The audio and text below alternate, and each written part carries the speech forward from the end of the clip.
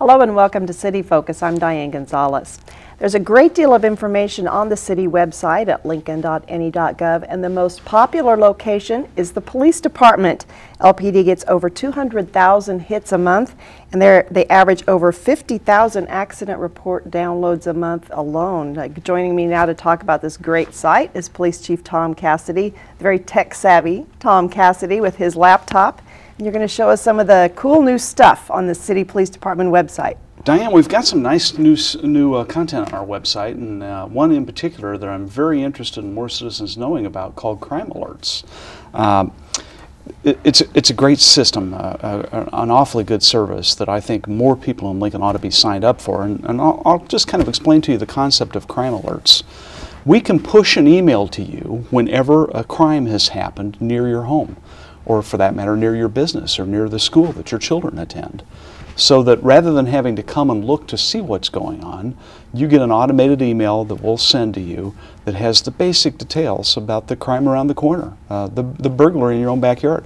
I use this service myself at my home address, and things that would be lost in the ordinary volume of what we do, I'm finding out about in my own neighborhood. And it's kind of nice for me, because if I run into a neighbor at the cluster box picking up the mail, I don't look like I'm clueless when he tells me about the theft out of his garage. It's always good for the police chief to be in the know. But that's something too, where if you get an alert that people are breaking into houses through the garage, then you know it's kind of a reminder for you that you need to lock your garage door. My whole interest in making sure that citizens have good information about crime in their own neighborhood is so that they will be more motivated to take common sense prevention measures, like closing their door and locking it, like making sure that their car's in the driveway if it's possible for them to keep their car in the driveway, like making sure that the locks are up to snuff on the back door, the walk-in door into their garage, and so forth. And that's exactly the purpose of delivering this kind of information to citizens. I think knowledge is power, and I think when you know what's going on in your own neighborhood, you're more likely to protect yourself in really common sense ways from the common kinds of crimes that victimize people here in our city. Well, let's, you told me about this a week or so ago, and I signed up. It's really easy. If I can do it, anybody can do it. Let's take a look at the website now, and why don't you demonstrate how a person can go ahead and sign up to get these crime alerts? Sure. Crime alerts are a feature in a web service called crimemapping.com. It's a company that we've been doing business with since 2000, the Omega Group in San Diego. It's primarily a map application for the general public. Works very well. There are about 30 or 40, I suppose, agencies in the United States that are using it. In our case, we upload our crime data every day to the Omega Group, and citizens can use crimemapping.com to just map out crime in Lincoln in a variety of different ways, by a specific address, the city as a whole, pick a time period. A lot of the other agencies that are using crimemapping.com are in Florida and in California. In the Midwest, I suppose Peoria, Illinois would be a good example. You can generate reports about those crimes, so tabular lists, all with just a few clicks. This kind of work would have required a tremendous investment in software and technology a few years ago. You can make charts and graphs. So crimemapping.com is a really, really nice service provided with our data by the Omega Group. But it also includes a feature that we're really excited about called Crime Alerts. And there are 2 or 3 different ways of getting to Crime Alerts.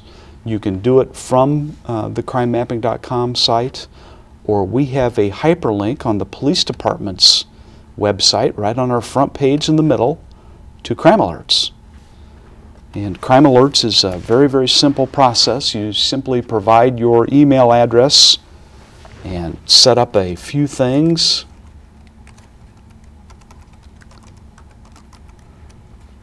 You can set how far an area, how big the area is that you want to check.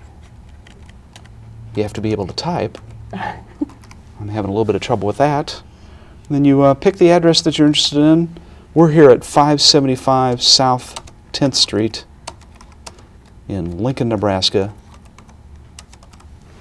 And that's the address that I'm interested in.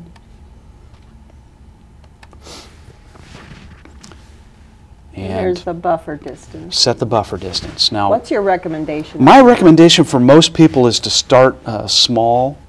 For example, I'm subscribed to an area about of a half mile around my house, but it kind of depends on where you live. You don't want to be deluged with emails. Right. But if you live in a rural area, naturally you'd want to expand that. And I live in the middle of a square mile subdivision, so what I'm catching is one elementary school and then about all the houses in my subdivision, basically. If I lived on the edge of our subdivision, I might want to use a smaller radius so that I didn't catch the convenience store or the apartment complex. Mm-hmm. But that's a decision that you can make, and it's kind of trial and error. You check the crimes that you're interested in, and click Save, and you have just now subscribed to that address. You'll get a little confirming message. And what happens is that you'll receive a push email that will contain the information about any crimes that have occurred in that area that you selected. It's a great way to keep in touch with what's going on right in your own backyard. And how soon, if the crime is, say, committed at noon, how soon do you get the email? Generally speaking, it's going to be on the following day. Okay. Our data is very current. Most police departments, don't have that one-day turnaround, but you'll probably be getting the email tomorrow about the burglary or the theft that occurs within that buffer you've selected today. We've got a little over 1,000 people signed up for it right now in Lincoln. And frankly, I just don't think it's enough. I think it's valuable enough information that more people would be signing up for it if they knew about it. So we've been trying to promote it a little bit and make sure that people know about its availability. It's free, of course. Right. And you can unsubscribe from the address at any time. If you make a mistake and decide, oh, gee, I shouldn't have picked 2 miles, that was a mistake, you simply unsubscribe and then sign up again with a different buffer. And it's free and easy, and I think pretty informative. How many people would you like to see signed up for that? Well, we're a city of 250,000, and I would think that we would have about 10,000 people minimum that are attentive enough to what's going on that they'd like to know these things. I'd also mention that if you really wanted to, you could have that email be a text message on your cell phone. I'm a Verizon user, and for my cell phone provider, the number you would use would be your 10-digit number at vtext.com. And all the cell phone providers, Sprint, Alltel, US Cellular, all of them have email ways of interacting with your cell phone in a text message. So if you get on your cell phone provider's website and do a search for texting or text messages, you'll find out how it is that you can send an email that becomes a text message on your cell phone. That'd be great. I'll have to check that out now that I'm signed up. Now that you're a big texter, Diane. That's right. Now that I've gotten into that whole world.